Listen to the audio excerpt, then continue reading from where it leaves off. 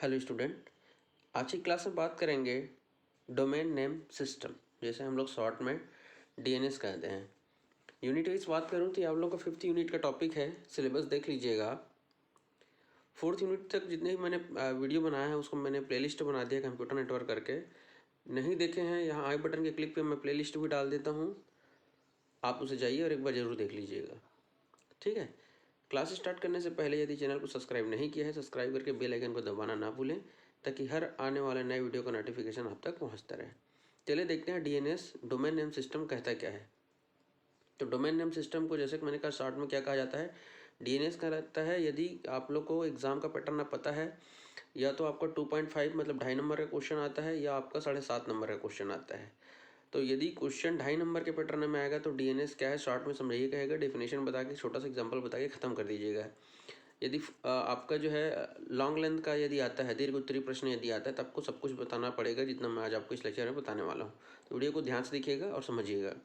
DNS domain name system short में कहा जाता है। डीएनएस क्या करता है, तो ये एक ऐसी इंटरनेट की सर्विस है जो डोमेन के नेम को आईपी एड्रेस में बदल देता है। यहाँ पे दो चीज़ें हैं, एक तो डोमेन नेम क्या है और एक आपका आईपी एड्रेस क्या है। तो देखिए, आईपी एड्रेस के लिए मैंने आपको पहले ही वीडियो दे दिया है, IP address IPv4 IPv6 version, ठीक है, और उनका फॉर्मेट पूरा हेडर फॉर्मेट नहीं देखे हैं प्लेलिस्ट में जाइए, माई बटन की क्लिक पे उसका लिंक दे रहा हूँ, आप उसको अच्छे से देख लीजिएगा। तो क्या करता है, तो डोमेन नेम सिस्टम पर ऐसी कोई सर्विस रहेगी, आप इधर से देंगे डोमेन का नेम और इधर से आपको मिलेगा आईपी एड्रेस। क्लियर है क्या? तो इंटरनेट सर्विस प्रोवाइडर में आपको इंटरनेट जो सेवा देता है उसमें डीएनएस जो है एक प्रकार की आपकी सर्विस है। क्लियर है क्या? अभी मैं उदाहरण देकर उसको समझाऊंगा। जैसे देखिए, डोमेन का नेम मतलब होता है कोई वेबसाइट का नाम। जैसे देखिए, उदाहरण के लिए मैंने लिया है यहाँ पे computergk@rk.com। ठीक है, मान लीजिए आपका क्या है, वेबसाइट है, इसी को हम लोग क्या कहते हैं, डोमेन का नेम कहा जाता है।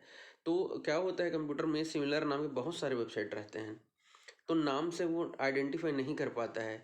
तो क्या होता है, प्रत्येक जो आपका वेबसाइट रहता है जो डोमेन का नाम होता है उनका एक यूनिक आईपी एड्रेस रहता है। सबको पता है आईपी एड्रेस को unique IP address, unique address logical addressing भी कहा जाता है। क्यों कहा जाता है, मैंने सब कुछ बताया हुआ है, आप एक बार वीडियो को जरूर याद से देख लीजिएगा। ठीक है, आप चाहे तो कमेंट बॉक्स में मुझे बता सकते हैं कि आईपी एड्रेस को लॉजिकल एड्रेसिंग क्यों कहा जाता है।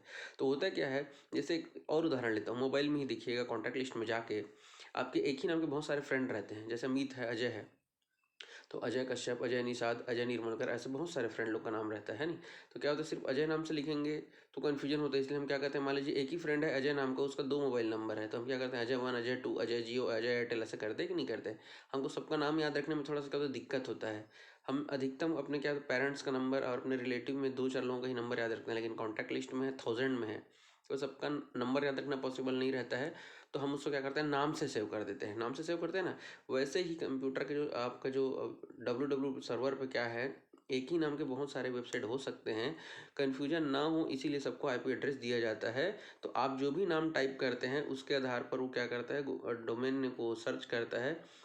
और उसमें भी आपको, आप देखेंगे जब भी आप गूगल में कुछ भी चीज़ सर्च करते हैं तो उससे संबंधित बहुत सारे ऑप्शन आपको दिखाई देते हैं जो उससे रिलेटेड हो। फिर आप क्या करते हैं, आपको फिर ऑप्शन देख के पता चल जाता है कि हाँ, मुझे जिस वेबसाइट पे जाना है वो ये वाला है।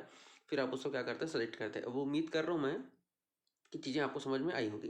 क्लियर है क्या?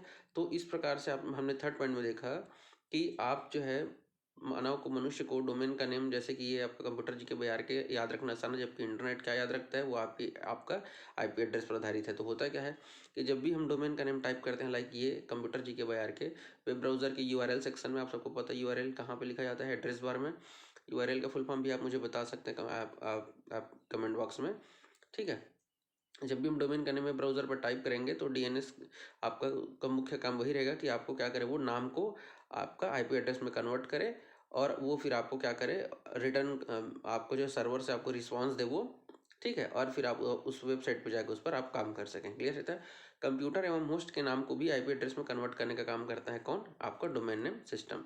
ये देखिए, एक और उदाहरण मैंने यहाँ पे लिया हुआ, ये देखिए, आप यहाँ पर बैठे हैं, आप यूज़र हैं। ठीक है, जैसे आपने अपना सिस्टम कंप्यूटर जो है इंटरनेट से लॉगिन किया, कोई भी ब्राउजर ओपन किया, एड्रेस बार में गए, यूआरएल सेक्शन में यूनिफॉर्म रिसोर्स लोकेटर पे गए, और वहाँ पे जाके आपने लिखा www.rkchandraka.pb.com, ये मेरा वेबसाइट है। जैसे आप इंटर बटन दबाएंगे कीबोर्ड से, वो क्या करेगा, डोमेन नेम सर्वर पे जाएगा, डोमेन नेम सर्वर ढूंढेगा इस एड्रेस को। यदि इस नाम का कोई वेबसाइट यदि है अवेलेबल है तो वो क्या करेगा, उसका आईपी एड्रेस आपको रिटर्न करेगा। जैसे यहाँ पर आईपी एड्रेस देख लीजिए, आपको कितने बिट का होता है आईपी एड्रेस वो भी आप मुझे कमेंट बॉक्स में बताएंगे। वैसे दिख रहा है सामने, फिर भी आप मुझे कमेंट बॉक्स में बता दीजिएगा कितना बाइट का होता है। और फिर आपके वेब ब्राउज़र पे वो वेबसाइट ओपन हो जाएगा और आप उस वेबसाइट को एक्सेस कर सकते हैं। तो होता क्या है, जितने भी वेबसाइट हैं समस्त वेबसाइट क्या होता है, आप सर्वर पे या तो आप उसको होस्ट करना भी कह सकते हैं या स्टोर भी होता है, ठीक है। और डोमेन नेम उस सर्वर के आईपी को पॉइंट करता है। डोमेन का काम यही है कि उस नाम के आधार पर वो क्या करे, उसको आईपी प्रोवाइड कराए। जब भी आप किसी वेबसाइट का नाम अपने यूआरएल बार पे या उसको एड्रेस बार भी कहते हैं, वहाँ पे जैसे ही आप लिखते हैं, एंटर दबाते हैं, तो सर्वर क्या करेगा, उस आईपी को ढूंढेगा और आपके ब्राउजर में उसको क्या कर देगा, रिटर्न कर देगा और आप उसको एक्सेस कर पाएंगे। कैसे काम करता है ये जानना जरूरी है, डोमेन नेम सिस्टम कैसे काम करता है। तो देखिए कुछ टेक्निकल वर्ड्स हैं वो भी मैं आपको बताता हूँ। होता क्या है, डीएनएस एक क्लाइंट सर्वर आर्किटेक्चर है। क्लाइंट सर्वर बेस्ड क्यों मैंने कहा, क्योंकि देखिए आप यूज़र हैं, ये आपका सर्वर है, आप उसको रिक्वेस्ट भेजते हैं नाम लिखने पर, जैसे आप इंटर बटन दबाते हैं मतलब आप उनको क्या कर रहे हैं, रिक्वेस्ट कर रहे हैं कि मुझे इस वेबसाइट में एक्सेस करने की अनुमति प्रदान करें या मुझे आप उस वेबसाइट तक पहुँचाइए, ठीक है। ये आप जो है इंटर दबा रहे हैं, मतलब आप उनसे रिक्वेस्ट कर रहे हैं। तो जैसा आपने वेबसाइट के लिए इंटर दबाया, उसके आधार पर वो आपके क्या करेगा, सर्वर जो है आप जो भी रिक्वेस्ट भेज रहे हैं उसका वो क्या करेगा, आपको रिस्पॉन्स देगा। इसीलिए क्लाइंट और सर्वर, ठीक है, नेटवर्क कम्युनिकेशन सिस्टम पर आधारित है, ऐसा मैंने यहाँ पे लिखा हुआ है, ठीक है क्या। चलिए नेक्स्ट करते हैं। रिक्वेस्ट में एक नाम दिया जाता है। आपने क्या कहा, आपने रिक्वेस्ट भेजी, उसमें क्या कहा, मुझे www.rkchandrakar.com पर आप मुझे पहुंचाइए, यही आपने कहा और इंटर बटन दबा दिया। मतलब आप इस वेबसाइट में जाने के लिए उससे रिक्वेस्ट कर रहे हैं, ठीक है। अब जैसे ही ये रिक्वेस्ट आपका कहाँ पर जाएगा, डोमेन सिस्टम के पास जाएगा, तो उसको क्या करेगा, आईपी एड्रेस में वो आपको कन्वर्ट कर देगा और आपको क्या कर देगा, वापस भेज देगा। तो यहाँ पर देखिए दो प्रकार की चीज़ें होती है। जब आप रिक्वेस्ट भेज रहे हैं, समझिएगा बात को, जब आप रिक्वेस्ट भेजते हैं तो होता क्या है, इसमें रिक्वेस्ट के में आप जो भी नाम दिया जाएगा उसका आईपी एड्रेस होता है। इसको फॉरवर्ड लुकअप डीएनएस कहा जाता है। आप जो है फॉरवर्ड कर रहे हैं, ठीक है। जब क्लाइंट रिक्वेस्ट में आईपी एड्रेस को भेजता है और रिप्लाई में नाम मिलता है तो उसको क्या बोलते हैं, रिवर्स डीएनएस लुकअप कहा जाता है। जब आप नाम दिए, उसके बदले में आपको क्या मिला, आईपी मिला। नाम के बदले आप मोबाइल में गए, कॉन्टैक्ट में जाकर नाम टाइप किए और नाम मिल गया आपको मोबाइल नंबर। मतलब नाम के बदले आईपी या नाम के बदले मोबाइल नंबर। मोबाइल से कंपेयर करके समझिएगा बात को। आपने वेबसाइट पर जाकर नाम लिखा, आपको उसके बदले में क्या मिला, आईपी एड्रेस मिला। तब हम उसको क्या कहते हैं, फॉरवर्ड लुकअप डीएनएस कहा जाता है, नाम के बदले आईपी। अब इसको उल्टा कर दीजिए। अब आप क्या करें, कोई भी आप आईपी एड्रेस लिख रहे हैं 128.28.29.00, ठीक है, ये आपने आईपी एड्रेस लिखा। अब आईपी एड्रेस लिख के जब आपने इंटर किया तो देखिए वहाँ पे तो आपको अब आपको नाम चाहिए, उस आईपी एड्रेस का नाम चाहिए, तब इसको हम क्या कहते हैं, रिवर्स डीएनएस लुकअप कहा जाता है। क्लियर है कि ये दो चीज़ आप याद रखेंगे भाई। यदि 7.5 नंबर का क्वेश्चन आता है तो ये सब चीज़ें आपको मेंशन करना पड़ेगा। डीएनएस फॉरवर्ड लुकअप और रिवर्स लुकअप के लिए एक डेटा मेंटेन करता है। डेटाबेस क्या आप सबको पता है, नहीं पता है तो देखिए क्या होता है, एक ही प्रकार के सिमिलर डेटा को एक जगह पर स्टोर करके रखा जाता है। सर्वर का काम वही है भाई, डेटाबेस बना के रखेगा। जो भी क्लाइंट रिक्वेस्ट करता है उस बिहाफ में वो क्या करता है, उसको रिस्पॉन्स देता है। तो उसके लिए आपको क्या करना पड़ेगा, डेटाबेस मेंटेन करके रखने की आवश्यकता होती है। जिस प्रकार का आपका रिक्वेस्ट रहता है उसके हिसाब से वो आपको क्या करेगा, रिस्पॉन्स देगा, उसके बदले में आपको आंसर देगा। क्वेश्चन पूछ रहे हैं, आंसर दे रहा है, ठीक है क्या। आईपी टू नेम या नेम टू आईपी को कन्वर्ट करने के लिए डेटाबेस मेंटेन करके रखता है कौन, डीएनएस का जो सर्वर होता है वो। क्लियर है क्या। डीएनएस कैच क्या होता है, देखिए वैसे तो आपको कैच मेमोरी सबको पता होना चाहिए। फंडामेंटल में आपने पढ़ा होगा, टाइप्स ऑफ मेमोरी में प्राइमरी मेमोरी, सेकेंडरी मेमोरी, उसमें आपने कैच मेमोरी पढ़ा होगा। कैच मेमोरी क्या करता है, एक प्रकार का टेम्परेरी मेमोरी है जो डेटा को कुछ समय के लिए स्टोर करके रखता है। ये किसी भी के बीच में काम करता है, तो आपका मेन मेमोरी और सेकेंडरी मेमोरी के बीच में काम करता है। जब भी किसी भी डेटा की आवश्यकता होती है तो वो डायरेक्ट सेकेंडरी मेमोरी में नहीं जाता है, पहले यहाँ पे कैच पे ढूंढता है। जो चीज़ें मैं ढूंढ रहा हूँ यदि यहाँ पर अवेलेबल है तो उसको यहीं से क्या करेगा, एक्सेस कर लेगा। उसको सेकेंडरी मेमोरी में जाने की आवश्यकता नहीं होती, क्योंकि यहाँ से यहाँ तक जाने में उसको क्या लगता है, काफ़ी समय लगता है। आप ही देखिए यहाँ पर मेन मेमोरी है, यहाँ पर कैच मेमोरी है और यहाँ पर सेकेंडरी मेमोरी है। अब मेन मेमोरी को कुछ डेटा एक्सेस करना हो तो यहाँ से मिलेगा वो ज़्यादा आसान है कि यहाँ से मिलेगा वो। ये देखिए ये यहाँ पर पहले पोजीशन पे, ये दूसरे, ये दूर है ना थोड़ा सा, एक्सेस करने में टाइम ज़्यादा लगेगा। लेकिन इसका डिसएडवांटेज ये है भाई कि कैच मेमोरी में डेटा एक लिमिट समय तक रहता है। एक समय के बाद डेटा यदि आप उसको एक्सेस नहीं करते तो वहाँ से डिलीट हो जाता है। तब आपको क्या करना पड़ेगा, फिर आपके पास कोई ऑप्शन नहीं रहता, आपको सेकेंडरी मेमोरी से ही उसको क्या करना पड़ेगा, एक्सेस करना पड़ेगा। ये चीज़ें यदि नहीं पता है तो आप बिल्कुल पहले कैच मेमोरी देख लीजिएगा। तो देखिए क्या होता है कि मान लीजिए आप क्लाइंट हैं, ठीक है, आप क्लाइंट कहें या यूज़र कहें, आप रिक्वेस्ट भेज रहे हैं, बार बार रिक्वेस्ट भेज रहे हैं और इतने सारे रिक्वेस्ट आ जाता है कि उसको हर बार सेकेंडरी मेमोरी में जाना पड़ रहा है। इस स्थिति में देखिए यहाँ पर मैंने लिखा है वॉल्यूम, मतलब जब उपभोक्ता ज़्यादा हो गया या आप उसमें एक्सेस ज़्यादा कर रहे हैं तो उसमें क्या हो जाएगा, आपका समय ज़्यादा लगेगा।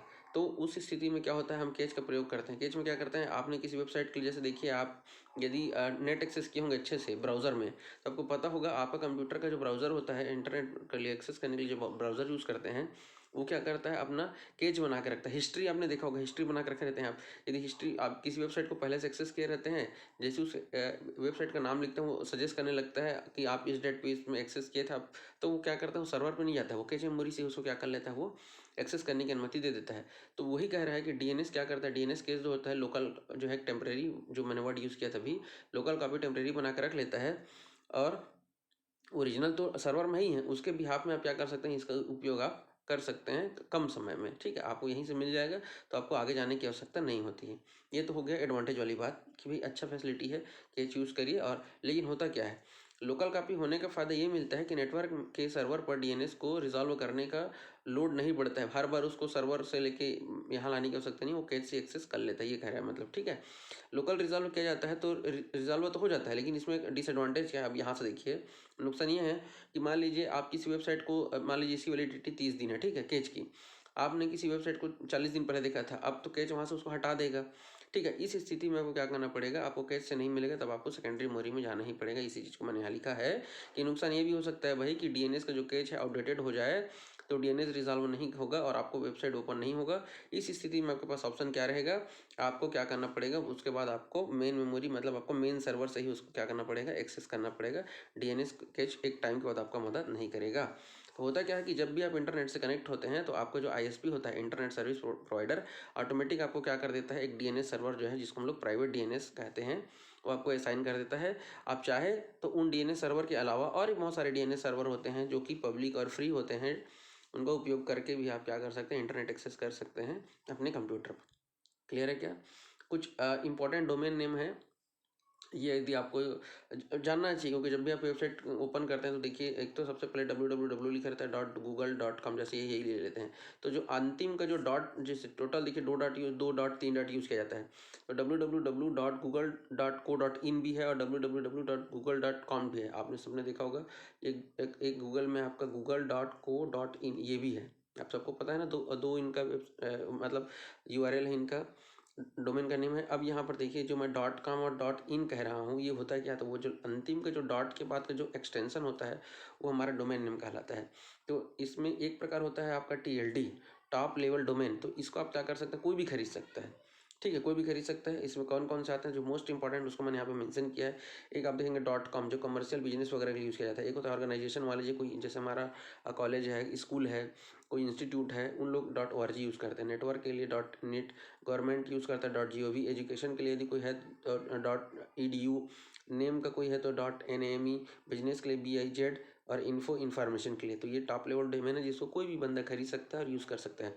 दूसरा होता है कंट्री पर आधारित होता है, country code top level domain, जिसको हम लोग बोलते हैं CCTLD, country code top level domain. तो ये विशेष तौर पर किसी मतलब क्या होता है, कंट्री के लिए रिजर्व होता है। तो कंट्री का जो 2 कैरेक्टर होता है, देखिए टॉप लेवल डोमेन में आपने देखा होगा 3 कैरेक्टर का भी है, 2 कैरेक्टर का भी है। बट आपका जो ये 4 कैरेक्टर का भी, जैसे देखिए नेम है आपका, इन्फो है, ये 4 कैरेक्टर का है।